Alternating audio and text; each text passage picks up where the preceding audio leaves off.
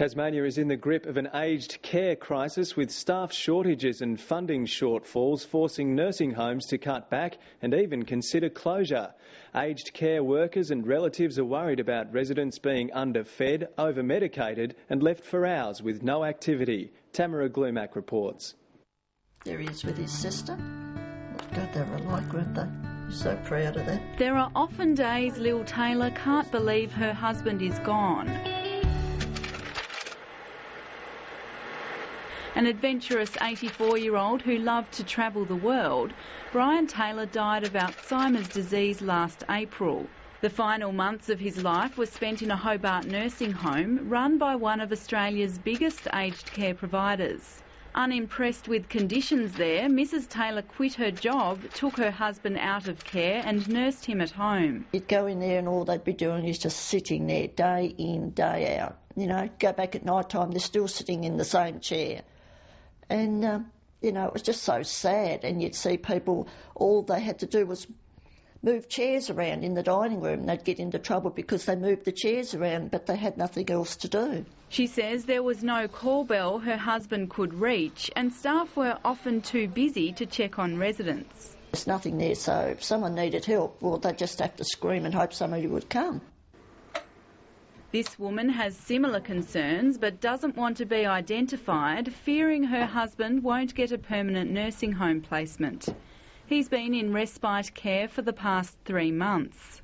She says her husband's lost weight since going into care, has been over-medicated and his condition has deteriorated. He wasn't able to walk as well, and he's been a very good walker.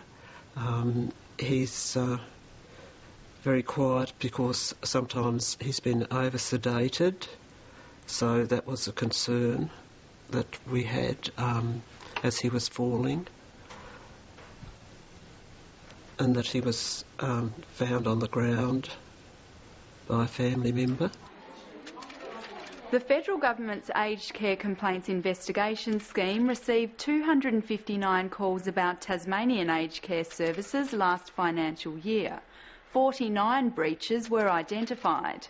Stateline has also been told of cases where residents have gone days without a wash or bed change, as well as a resident falling and being on the floor for several hours before staff noticed. Anne Kelly from the Dementia and Alzheimer's Association says it's distressing for relatives. There's often comments about meals, there's often comments about activities, there's often comments about the fact that there are no staff around when they go to visit, and of the fact that people are doing nothing for long periods of time. Ms Kelly says the aged care industry needs to change the way it delivers care, especially to people with dementia. The use of psychotropic medication should be as a very last resort. We need to look at psychosocial management strategies. We need to look at the environment we create. Many of the problems that we have with people living with dementia are as a result of the environment or the environments in which they're in. They're noisy, they're too big, unfamiliar staff, unfamiliar routines, nothing for people to do. In some organisations it's almost very custodial. We know that what's needed is a lot more than that. It's about honouring people, and it's about providing the best care possible to people. It's about knowing who they are. Unions say aged care staff don't have the time to provide proper care and are being driven out of the sector by unsafe workloads. Nurses are finding that they can't cope anymore with the huge demands on them when there's only one registered nurse for 100 residents after hours. We're seeing the residents not receiving the care they require.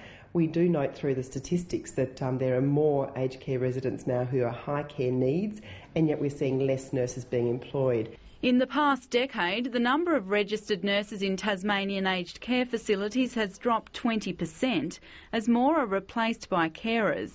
The Australian Nursing Federation says those nurses still in aged care are struggling to cope, and many are resigning purely out of fear mistakes will be made. If something goes wrong with the plumbing after hours, it's the registered nurse who has to fix that. If someone falls in the bed and actually have to call an ambulance, then it's a registered nurse who has to be there, but also care for the other 100 residents and be accountable for their care. It's an enormous pressure, and it's just not safe anymore. Since 1998, there's been a 30% increase in the number of Tasmanian nursing home residents classed as high care. Nurses are getting incredibly frustrated without being able to deliver the care that they know their residents need. We're seeing direct care hours being cut back in many facilities, while we're seeing the residents becoming more frail and needing more nursing and medical care. So it's a catch-22 situation, but it is spiralling, and we are very concerned about aged care.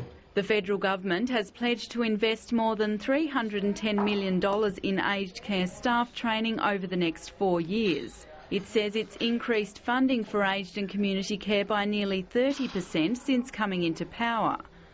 But the industry's peak lobby group says that's not enough. Our subsidies have been increased for the next annual period by 1.7%, at the same time as inflation is running at 2.9%, and at the same time that the minimum wage increase is 4.8%. So clearly that doesn't really add up. Aged and Community Services Tasmania says 70% of nursing homes are operating at a loss. Susan Parr has been the Director of Nursing at St Anne's Home in Hobart for the past 12 years. Making tough decisions is increasingly becoming part and parcel of her job. We're spending less time with residents that is discretionary time. We are doing what we have to do as fast as we can, as well as we can. But staff are worn out with it. We've cut back some hours, we've cut back all sorts of other things. Senior staff have had freezes on their wages. We've had to ask residents to pay for things that previously we absorbed. Earlier this year, Tasmanian aged care providers held a crisis meeting looking at ways to keep their nursing homes viable. They're now considering sharing staff and merging facilities. Is that they will fight like hell to keep the doors open. They will fight like hell to ensure that their residents and their clients are comfortable and happy and their families are secure. And they'll often do that under the cover of darkness. And I think at times governments take that for granted. Tamara Glumac with that report.